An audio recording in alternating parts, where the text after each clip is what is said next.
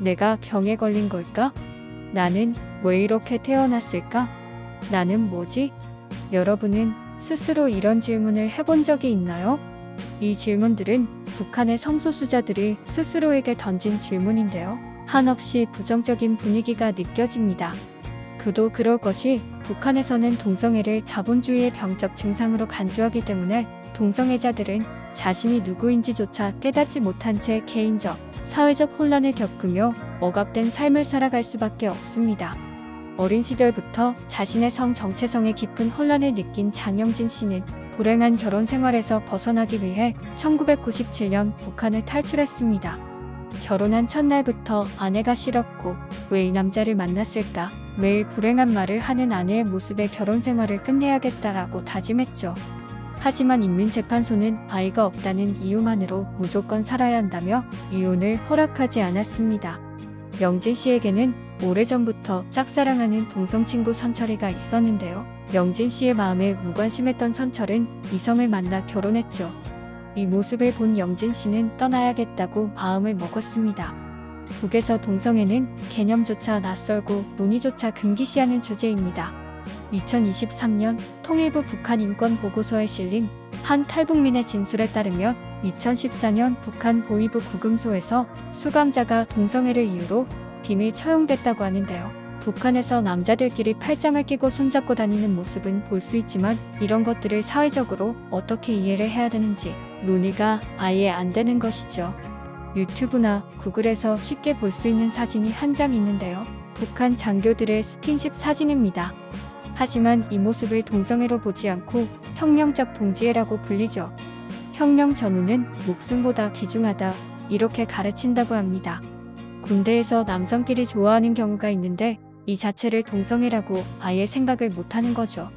영진 씨 또한 군대에서도 전혀 이상함을 느끼지 못했다고 하는데요. 군대에서는 곱상한 외모 덕에 선임들의 사랑을 독차지했다고 합니다.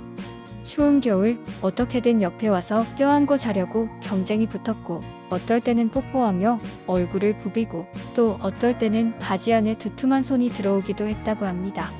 자상하고 늠름했던 소대장에게는 달려가 품에 안긴 적도 많았다고 하는데요. 그는 북한 군대에서의 이러한 것들이 너무나 자연스러운 일이라며 10년 동안 휴가 한 번 없는 군대에서 버틸 수 있는 이유는 이러한 혁명적 동지애가 있기에 가능하다고 그는 재차 강조했습니다. 프랑스에서 공식적으로 동성과의 결혼이 허용되었을 때에도 소식을 전하며 썩고 병든 자본주의 사회의 결말을 봐라. 저게 인간들이 할 짓이냐 이렇게 선전했다고 합니다. 북한 당국의 인권 탄압 참상을 적나라하게 밝힌 UN 북한인권조사위원회 보고서가 공개된 지 벌써 10년이 지났습니다. 보고서에는 북한 내 적절한 식량에 대한 권리, 표현의 자유, 이동의 자유가 침해당한 사례를 비롯해 학대, 고문, 강제노동, 구금, 정치범 수용소, 공개처형 등이 광범위하게 자행되고 있다고 지적했습니다. 하지만 북한은 최근 들어 혁명문화어 보호법, 청년교양보장법, 반동문화 사상배격법 등을 도입하면서 주민들의 자유와 인권을 더욱더 억제고 있는데요. 여기서 더 나아가며 북한 누구도 관심 갖지 않은 이들이 바로 성소수자들입니다. 단지 개인보다 집단이 우선시되는 체제에서 이유도 모른 채 스스로를 억압하며 불행하게 살아가고 있을 뿐이죠. 존재 자체를 부정당하는 삶, 구금이나 고문, 학대, 공개처형만이 인권 유린일까요? 성소수자들도 인권 침해를 당하고 있는 건 아닐까요? 한국의 전문가들은 북한이 개인의 자아, 자의식, 정체성 등을 인정하지 않는 집단체제라고 평가했습니다.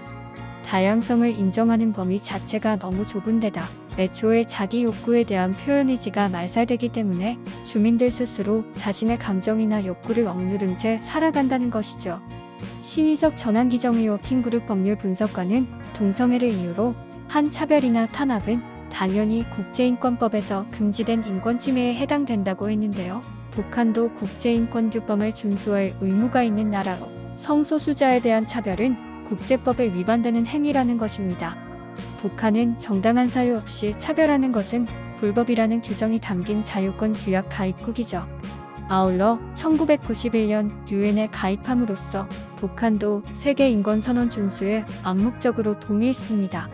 신 분석관은 북한이 워낙 폐쇄적인 곳이다 보니 동성애 이슈에 대해 알려진 것이 거의 없다면서 2023 북한 인권 보고서에 딱 한 줄 비밀 처용 사례가 올라왔고, 이전에 청진에서 제1교포 출신 레즈비언 커플이 공개 총살됐다는 보도 정보만 있었다고 했습니다.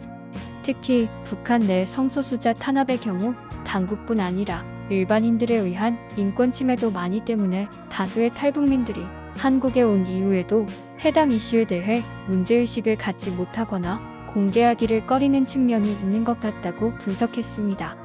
아울러 인식 변화에는 많은 시간이 걸리지만 지속적으로 문제 제기를 하면서 왜 이게 인권 차원에서 문제가 되는지, 왜 탄압을 받아서는 안 되는지 등에 대한 좀 더 적극적인 담론이 있어야 할 것이라며, 일단 북한 내 정보가 많이 제한돼 있기 때문에 정보 접근과 수집 및 정리 등이 필요하고, 이후 국제사회가 북한 당국을 상대로 관련 문제 제기를 하면서 답변을 요구하는 그런 절차가 필요할 것이라고 덧붙였죠.